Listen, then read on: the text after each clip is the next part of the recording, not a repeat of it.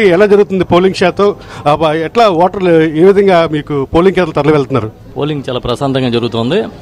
అన్ని పోలింగ్ కేంద్రాలు కూడా భారీ సంఖ్యలో ప్రజలు ఓటర్లు బారులు కనపడతా ఉన్నారు. చాలా ఒక ఉత్సాహం కనబడుతుంది ఓటర్లు. వాళ్ళంతా వాళ్ళే తరలొచ్చి పెద్ద పెద్ద ఫ్యామిలీస్ నుంచి కూడా ఇంతకుముందు కొన్ని ఫ్యామిలీస్ వచ్చేవి కదా ఓటింగ్కి, అలాంటిది వాళ్ళు లైన్లో చూస్తూ ఉంటే వీళ్ళందరూ కూడా ఓటింగ్కి వస్తూ ఉన్నారనేది మనకి అర్థమవుతుంది. సో ఒక మార్పు కోరుకుంటున్నారు ఈ రాష్ట్రంలో ప్రజలు అనేది క్లారిటీ వస్తుంది. ఇంతకుముందు 76% జరిగింది లాస్ట్ 2014 చూసుకుంటే. కాబట్టి ఖచ్చితంగా ఈసారి ఇంకా పెరుగుతుందని అనుకుంటున్నాం పర్సంటేజ్ ఆఫ్ పోలింగ్. సో తప్పకుండా మేము అనుకునేది ఏంటంటే ఈసారి ఎన్నికలు ఒక మార్పుకి నాంది కాబోతూ ఉన్నాయి. తప్పకుండా మార్పు జరుగుతుంది. ప్రతి ఒక్కరు కూడా ఓటు హక్కుని వినియోగించుకోవాలని కోరుకుంటా ఉన్నాం. ఖచ్చితంగా ఓటు హక్కుని వినియోగించుకోవాలి.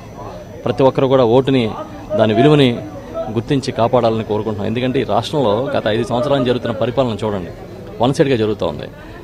దాన్ని ప్రజలు అర్థం చేసుకుని వాళ్ళ తెలుగుదేశం పార్టీని వ్యతిరేకిస్తున్నారనే ఆలోచనతోనే చంద్రబాబు నాయుడు గారు ఏదో ఈవీఎంలో మాల్ ప్రాక్టీస్ జరిగిందని లేదంటే ఇంకా ఇతరత్ర ఆరోపణలు చేస్తూ ఆల్రెడీ ప్రారంభించారు ప్రచారం.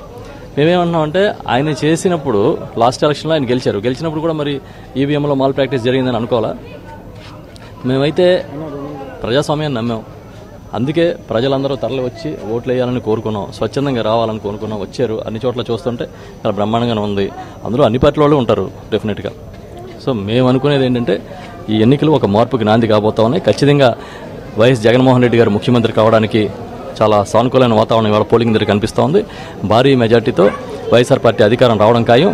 ఏవైతే వైఎస్ఆర్ పార్టీ అధినేత జగన్మోహన్ రెడ్డి గారు చెప్పారో మన నవరత్నాలు కానివ్వండి, అదేవిధంగా నవరత్నాలతో పాటు బీసీ డిక్లరేషను, ఇంకా ఇతరత్ర హామీలు కానీ ఇవన్నీ ప్రజలు అర్థం చేసుకున్నారు. ఆయన వస్తే ప్రతి కుటుంబానికి ప్రతి వ్యక్తికి మేలు జరుగుతుందనే నమ్మకంలో ఉన్నారని మేము భావిస్తూ ఉన్నాం. టెంపరేచర్ చూస్తే దాదాపు 40 డిగ్రీలకు దాటిన అవకాశం ఉంది. ఇక్కడ ఎండలు మండుతున్నప్పుడు కూడా ఓటర్లు రావడాన్ని ఏ విధంగా చూడొచ్చు? గతంలో ఎప్పుడైనా ఎంతమంది పెద్ద ఓటర్లు రావడం చూసారా మీరు? అంటే ఎండాకాలం న్యాచురల్గా ఈ సీజన్లోనే మనకి ఎలక్షన్ జరుగుతాయి. కానీ ఎండల తీవ్రతనే కాదు, ఆ ఉత్సాహం చూస్తే మీకు వాళ్ళు స్వచ్ఛందంగా వచ్చి ఒక మార్పు కోరుకుంటున్నారు. ఆ మార్పు అనేది రావాలి ఈ రాష్ట్రంలో. ఖచ్చితంగా మనం ఓటు వేయాలి, మన ఓటు ద్వారా తీర్పు చెప్తే జరుగుతుందనే భావనలో కనిపిస్తూ ఉంది. ఆ సంకేతాలు అయితే వస్తూ ఉన్నాయి. ఎండలు లెక్క చేయట్లేదు, వాతావరణం లెక్క చేయట్లేదు. నేను ఇప్పుడే చూశాను ఇక్కడే మా రమణయ్యపేట బూతుల దగ్గర ఎంత పొడవు బారులు ఉన్నాయి చూడండి. దాని కారణం ఏంటంటే ఉదయం కాసేపు ఈవీఎంలు కొన్ని చోట్ల పనిచేయలే, మొరాయించాయి. సో మొరాయించిన తర్వాత వాళ్ళు రెక్టిఫై అయ్యారు. ఈ లోపల ఏంటంటే ఆ డిలేకి మొత్తం బారులు గంటల తరబడి ఎండలో నిలబడే పరిస్థితి వచ్చింది. ఇప్పుడు మేము అధికారులను కూడా కోరుతా ఉన్నాం, కొంచెం వేగంగా చేయాలి, ఎందుకంటే చాలామంది బారులో ఉండిపోయారు, లైన్స్లో ఉండిపోయారు అని చెప్పి అడుగుతా ఉన్నాం. డెఫినెట్గా ఇది ఒక మార్పుకి సంకేతం కనిపిస్తోంది. జగన్మోహన్ రెడ్డి గారు ముఖ్యమంత్రి కావడం ఖాయం, ఆయన చెప్పిన పథకాలన్నీ కూడా అమలు చేయడం ఖాయం.